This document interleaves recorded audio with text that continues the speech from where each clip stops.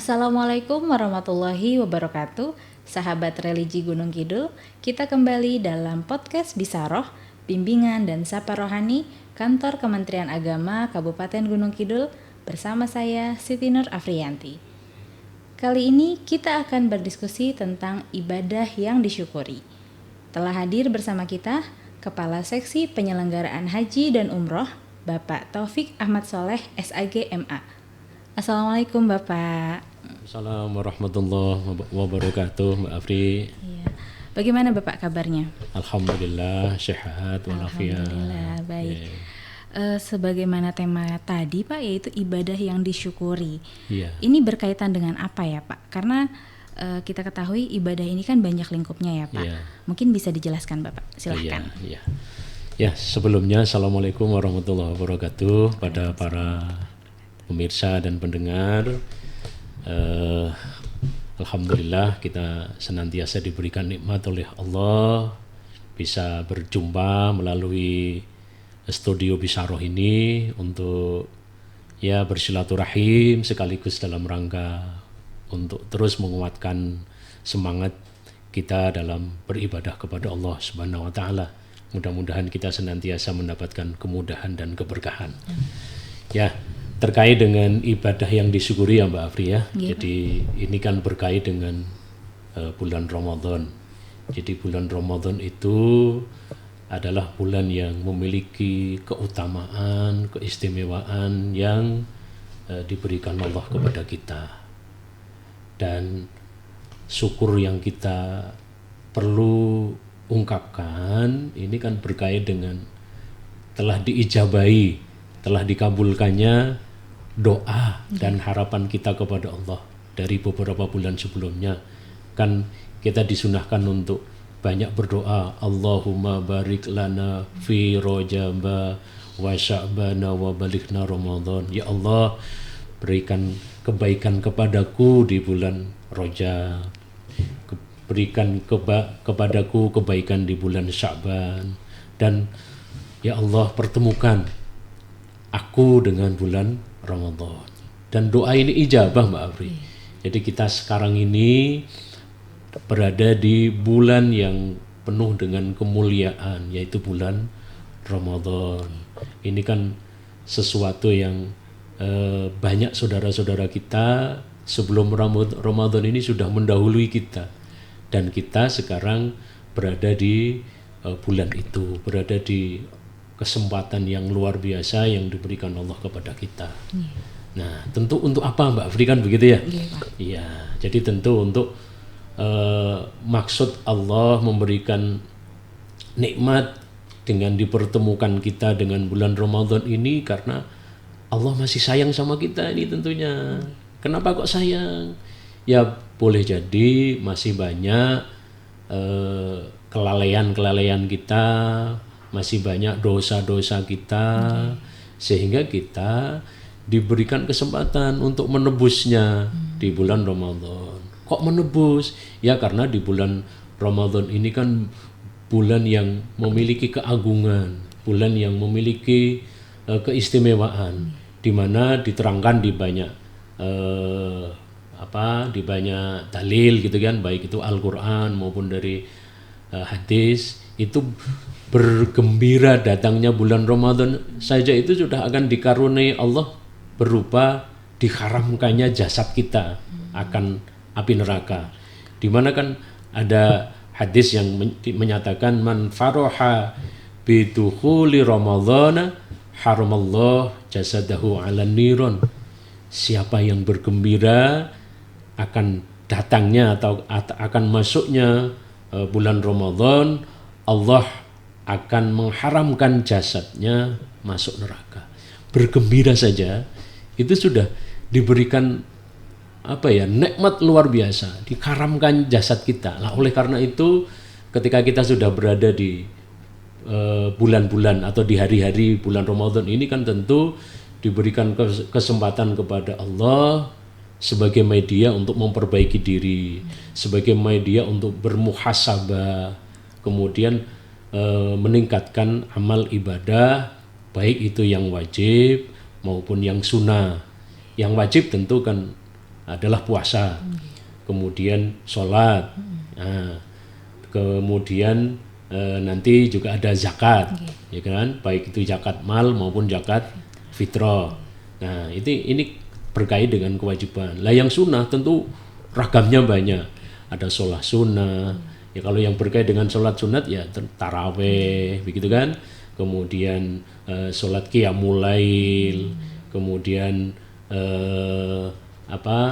tadarus Al-Quran, sodako, memberi makan orang yang berbuka, gitu kan, dan juga memberi makan orang yang sahur, dan masih banyak lagi ragam amalan-amalan kebaikan yang Allah akan berikan pahalanya berlipat ganda.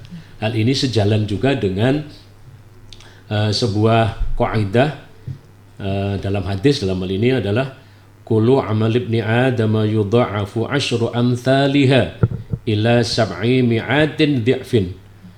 Qala Allah azza wa jalla ila syauma fa innahu li ajzi bih. Setiap amalan kebaikan yang dilakukan oleh manusia akan dilipat gandakan dengan 10 kebaikan hingga 700 kali lipat. Ini lipatan pahalanya Mbak Afria. Allah Ta'ala berfirman, kecuali puasa, gitu ya. Amalan puasa tersebut adalah untukku, aku sendiri yang akan membalas kebaikannya. Jadi ke derajat atau kedudukan bulan Ramadan ini memberikan kesempatan kepada kita untuk menjalankan puasa, di mana kemudian puasa ini memiliki dimensi yang khusus dari Allah Subhanahu wa Ta'ala. Apa khususnya? Jadi kalau amalan-amalan yang lain ini kan bisa jadi ada campur tangan manusia. Misalnya kita beramal sholat, kemudian kita beramal haji, manusia bisa menilai Mbak Afri.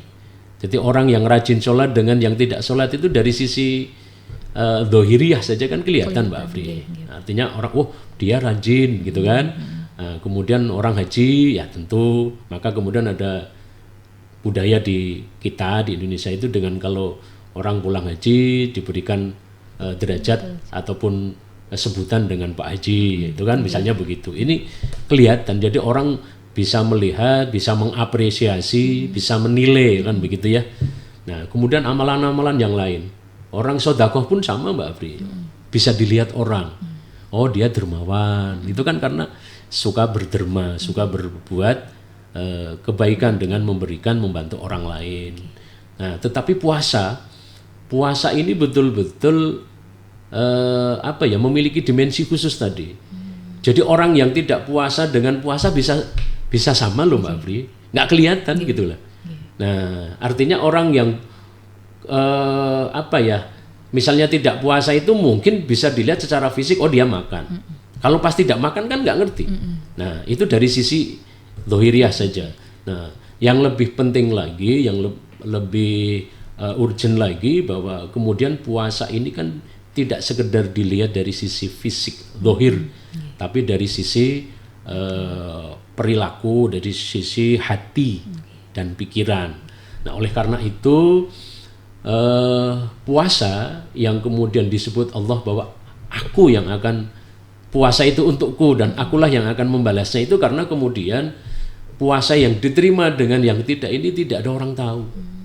Hari ini Mbak Afri puasa, saya puasa, Mas Untung puasa, teman-teman dan saudara-saudara kita juga sebagian besar yang muslim puasa. Sudah bisa dipastikanlah kalau puasa kita diterima gitu? Belum tentu. Wallahu a'lam bishawab. Ya kan, belum tentu. Nah, kenapa? Karena diterima atau tidaknya amalan puasa ini kan tidak standarnya, bukan standar pribadi kita, gitu kan? Bukan standar orang lain, tetapi betul-betul standar atas bagaimana kita aplikasikan dalam hati, pikiran, dan perbuatan kita itu yang menyatu. Menyatu dalam arti kata bahwa orang yang puasa itu kan mencegah dari segala yang membatalkan, baik itu dari sisi dohir maupun dari hati dan pikiran. Itu betul-betul menghindarkan diri dari itu. Maka kan puasa itu kan dalam konteks puasa itu kan ada 3 jenis, Mbak. Ya kan? Ada tingkatan puasa itu ada 3 tingkatan. Puasa saumul umum, yaitu puasanya orang umum. Puasa orang umum itu adalah meninggalkan makan dan minum dan hal yang didorong oleh syahwatnya. Nah, kemudian ada saumul khusus, gitu kan? Itu adalah puasa khusus, yaitu puasa yang di samping meninggalkan tadi puasa dan kemudian hal yang dari syahwat itu termasuk pikirannya pun puasa, Mbak. Jadi kolbunya saja puasa. Jadi pikiran dan kolbu kita itu betul-betul terhindar dari hal-hal yang nggak baik. Itu loh. Maka tentu kalau terkait dengan itu kan jangankan pikiran kita pikiran itu. Lisan kita saja berarti mesti bicaranya mesti yang baik. Terus dari anggota badan kita ya telinga, mata, kemudian anggota tubuh kita ini betul-betul ikut puasa gitu loh.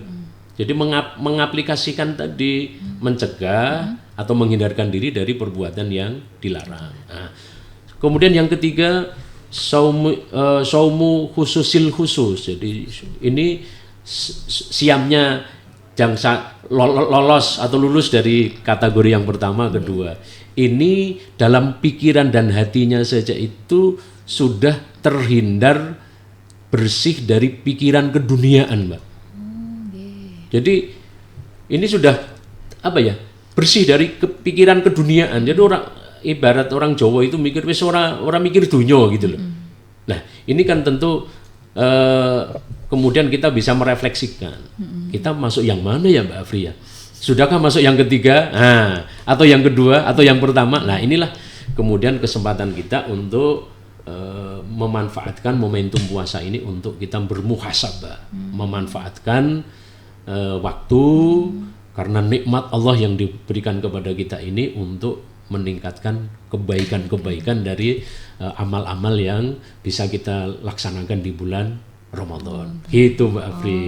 Ya, jadi itulah makna ibadah yang disyukuri. Gitu. Baik. Berarti ini kan karena kita sedang di momentum Ramadan ini ya, Pak. Iya, Mbak. Mungkin Bapak bisa memberikan kisi-kisi kepada sahabat religi Gunung Kidul terkait manfaat istimewanya beribadah. Jadi bisa sahabat ini bisa ternyata bangun tahajud di jam berapa atau bagaimana, itu bisa jadi masyarakat bisa tahu, Pak. Mungkin gimana, Pak? Ya, siap. Jadi intinya, Mbak, inti kata kuncinya itu kita bergembira, Mbak. Oh gitu, Pak. Ya, jadi kita menjalankan amalan ibadah dalam bentuk atau dalam kaitannya dengan ibadah yang wajib maupun yang sunnah dengan bermacam-macam ragam gitu kan, bermacam-macam jenis itu semuanya kita dasari dengan rasa gembira. Jadi nikmat kita menjalaninya, Mbak. Jadi sebenarnya ibadah yang nikmat itu yang bagaimana? Itu yang bisa menghujam ke hati kita itu dengan sebuah perasaan nyaman. Jadi tulus begitu loh, Mbak. Jadi oleh karena itu ibadah yang bisa kita jalankan semaksimal mungkin itu apapun, Mbak. Ya tadi kalau yang wajib kan jelas, kemudian sunnah. Yang sunnah macam apa yang bisa kita laksanakan? Ya itu tadi ragam amalan sunnah Ramadan itu ya kita maksimalkan.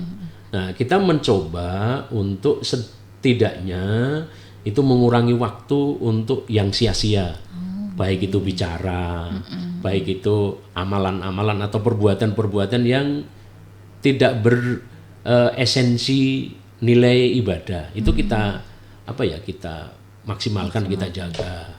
Kemudian tidak ada perasaan sedikit pun terpaksa, tidak ada perasaan sedikit pun kita itu nggak nyaman dengan amalan itu. Misalnya kita bangun qiyamul lail kan setelah tarweh, kita tadarus biasanya sampai jam 10 jam itu kan. Kemudian istirahat sebentar, bisa kita kemudian manfaatkan nanti qiyamul lail. Kita lanjutkan dengan sholat malam. Itu kan ada tahajud, ada taubah, ada sholat hajat dan banyak lagi. Nah, itu kita laksanakan. Dan mungkin kita sedikit berpikir agak kurang tidur, tapi kita merasa nikmat gitu loh Mbak. Kita sedekah gitu kan, membelanjakan atau mengeluarkan sebagian harta kita. Nikmat, tidak merasa merasa kayak terpaksa, merasa kayak perasaan seperti kok hartaku kok berkurang, tapi enggak, justru ini malah seneng gitu kan. Nah, apakah sedekah yang semakin banyak yang itu fadlnya banyak? Ya, tergantung dari niat kita dan itu tadi kenyamanan hati dan pikiran kita. Maka kuncinya adalah bahwa kita selama Ramadan dalam menjalankan ibadah ini dengan perasaan yang bergembira. Karena bergembira itu juga bagian dari kebaikan yang Allah akan lipat gandakan pahala kita. Gitu Mbak Afri. Berarti kuncinya memang berbahagia menyambut bulan Ramadan gitu dan menjalankan. Dan menjalankannya. Jadi berbahagia ketika kita menyambut dan lebih berbahagia lagi ketika menjalankan seluruh amal ibadah di bulan Ramadan. Itu kuncinya Mbak. Iya.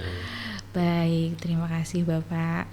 Baik, sahabat religi Gunung Kidul, demikian diskusi kisah bersama Bapak Taufik Ahmad Soleh, Kepala Seksi Penyelenggara Haji dan Umroh. Semoga bermanfaat. Amin. Saya Siti Nur Afriyanti, undur diri sampai berjumpa di podcast Bisaroh Kemenak Gunung Kidul. Wassalamualaikum warahmatullahi wabarakatuh. Waalaikumsalam warahmatullahi wabarakatuh.